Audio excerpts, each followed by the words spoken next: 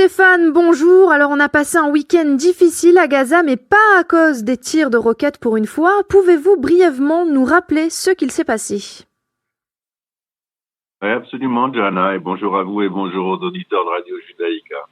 Eh bien, samedi, 4 miliciens du Hamas ont été tués par l'armée israélienne alors qu'ils s'attaquaient à l'une de ses patrouilles sur la frontière de Gaza et tentaient de la traverser. Hier, donc dimanche, un cinquième membre de l'organisation terroriste islamiste a également essayé de traverser la barrière de sécurité et il a été lui aussi abattu. Les assaillants étaient armés de fusils mitrailleurs, de grenades et samedi dans lance-roquettes. Ils ont d'ailleurs réussi à lancer quelques roquettes sur les soldats de Tsahal. Et est-ce qu'il y a eu des blessés ou des dégâts du côté israélien, Stéphane? Non, Johanna, ni blessés ni dégâts. Tsahal a-t-il riposté à ces attaques comme il a l'habitude de le faire? Oui, c'est une manière d'agir en processus quand une cible est touchée en Israël. Eh bien, l'armée israélienne réagit proportionnellement. Alors, effectivement, l'armée israélienne a tiré avec ses chars sur des avant-postes du Hamas en riposte à l'agression caractérisée de samedi. Alors, le Hamas, pour sa part, a émis plusieurs déclarations contradictoires concernant ce qu'il s'est passé. Et la première, je crois, mentionnait que les 4 miliciens tués samedi étaient en charge de protéger la frontière contre d'éventuels débordements hostiles à Israël. Est-ce bien ça, Stéphane? Oui, absolument. Le communiqué en question, repris tel quel par l'AFP, dit, et je cite, 3 des Palestiniens abattus étaient des combattants du Hamas, membres du service d'ordre qui tentait précisément d'empêcher l'infiltration vers Israël d'un civil palestinien. Donc, dans cette première version, ils disent que il y a un civil palestinien, bon, il était armé, qui aurait attaqué tout seul la frontière, et puis des sortes de gardiens pour empêcher les affrontements entre Israël et le Hamas, des gens du Hamas qui ont essayé de l'empêcher, puis les Israéliens méchants et agressifs, eh bien, ont abattu tout le monde en paquet sans faire de distinction. Ça, c'est la première version du Hamas. Et le Hamas a donc été obligé de modifier son narratif, mais les communiqués de l'AFP et donc des médias francophones en sont restés à la première version. Comment est-ce possible, Stéphane? Le Hamas a modifié sa version des choses pour 2 raisons. La première, parce qu'elle ne tenait pas l'eau. Il y a beaucoup de gens qui ont vu ce qui s'était passé. Face à la réalité, c'était ridicule. Et la seconde raison, c'est parce que selon l'éthos du Hamas, les 3 miliciens en question, donc ceux qui auraient intercepté le civil fou, eh bien, ils sont des shahids, des guerriers du djihad s'ils ont attaqué Israël, et des demi-traîtres s'ils ont empêché un shahid d'attaquer Israël précisément. Or, les familles ne veulent pas avoir perdu quelqu'un qui est en demi-traître. Ils veulent des héros. Donc, c'est peut-être la raison principale pour laquelle l'identité et la fonction de ces miliciens a été rétablie. Pour l'AFP et les médias qui font des copies-collées de ces dépêches, l'essentiel était de présenter les Israéliens en monstres guerriers et les Palestiniens en victimes, ce qui faisait que la première version avec des membres du Hamas tentant de maintenir la paix et qui ont payé de leur vie cette noble tentative à cause de notre agressivité bien connue, eh bien cette première version convenait très bien. Il n'y a pas beaucoup de gens qui s'inquiètent de la réalité. Et puis, ces médias sont imperméables à toute réaction, à toute comparaison avec d'autres médias comme le nôtre. Donc, ils n'ont pas vu de nécessité absolue de modifier la première version du Hamas, alors que même le Hamas l'a fait. Alors, il y a également quelque chose qui dérange dans le titre des différents communiqués des mêmes médias. Alors, je cite le titre « Gaza, 4 Palestiniens abattus par des soldats israéliens à la frontière ». Y a-t-il quelque chose d'incorrect dans cette présentation des choses de Radio France, par exemple? Oui, assurément, Johanna. Cela équivaut à titrer, je sais pas, par exemple, 4 Espagnols abattus à la caisse d'épargne de Liège par des vigiles belges. C'est pas de l'information. L'information possède des règles extrêmement précises. On doit, dans un titre, par exemple, énoncer les faits saillants de l'information qu'on annonce. En commençant toujours, c'est la règle, par la qualité des sujets de la dépêche, ce qui fait qu'ils ont été tués.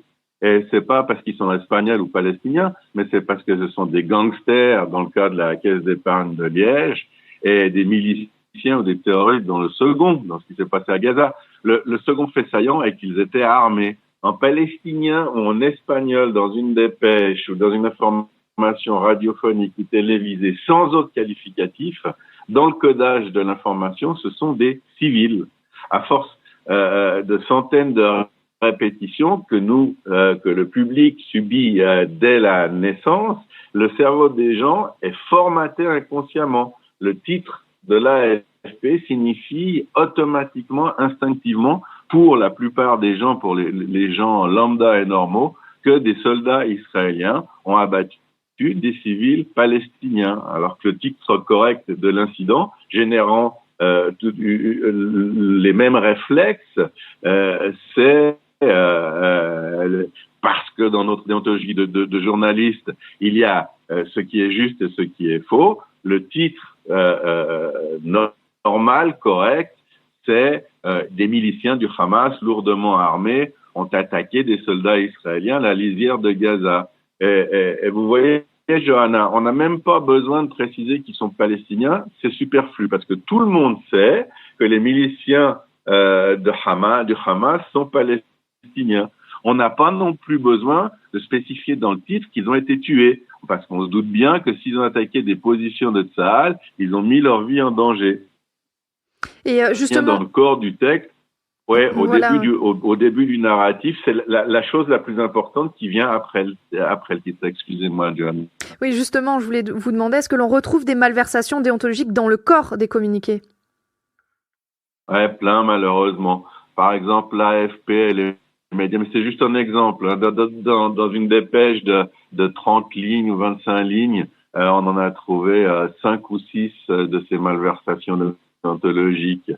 Par exemple, l'AFP et les médias concernés parlent dans cette dépêche, mais pratiquement dans tous les dépêches au sujet de Gaza quand il y a des blessés, du ministère local de la santé. Or, ce sont les États qui possèdent des ministères, pas les organisations terroristes reconnues comme telles par les grandes institutions, les grandes instances internationales comme l'Union européenne, par exemple.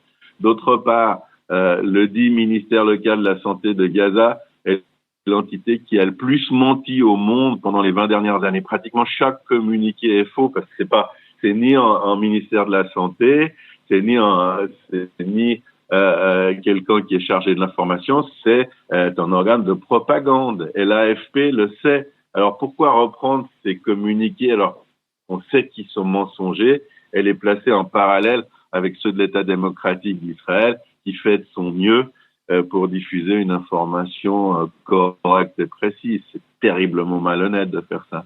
Alors j'ai envie de vous demander si c'est réellement très grave, parce qu'au final, surtout si on a un minimum de connaissance de la situation, on parvient plus ou moins à savoir ce qui s'est passé. N'est-ce pas là finalement l'essentiel, Stéphane?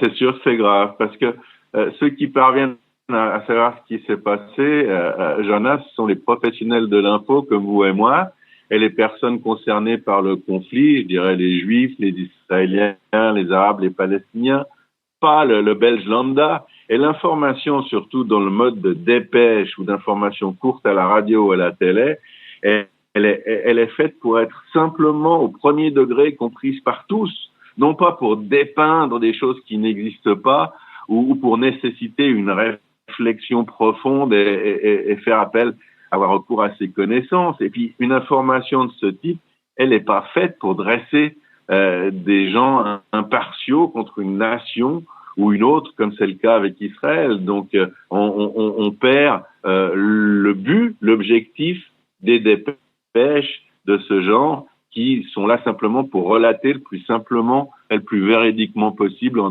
2 incidents qui ont eu lieu samedi et dimanche. Alors, et pour finir, en quelques mots, est-ce qu'à votre avis, il vous semble possible de modifier cette présentation biaisée du conflit par la presse francophone? Comme l'AFP et puis des médias comme France Info sont tous des médias d'État, des médias publics en France, et que le tronc commun, c'est l'agence France Presse, l'AFP. Les journalistes un peu fainéants reprennent et font des copier-coller sans s'enquérir du tout de savoir ce qui s'est réellement passé sur le terrain et lors de cet affrontement qui, je le rappelle, est extrêmement sensible et peut mettre le feu aux poudres, même dans la rue à Molenbeek ou à Marseille.